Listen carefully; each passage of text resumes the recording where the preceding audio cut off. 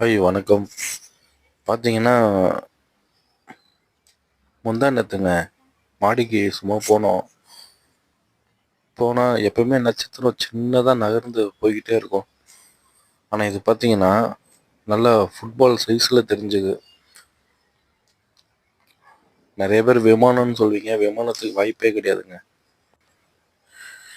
என்னன்னே தெர்ல. நல்லா ஃபுட்பால் சைஸ்ல அப்படியே நகர்ந்து போய்க்கிட்டே இருந்தது. சூப்பரா இருந்தது. வாழ்க்கையில இது மாரி நான் பார்த்ததே கிடையாது. அங்க பாருங்க. எவ்வளோ பெருசு அது.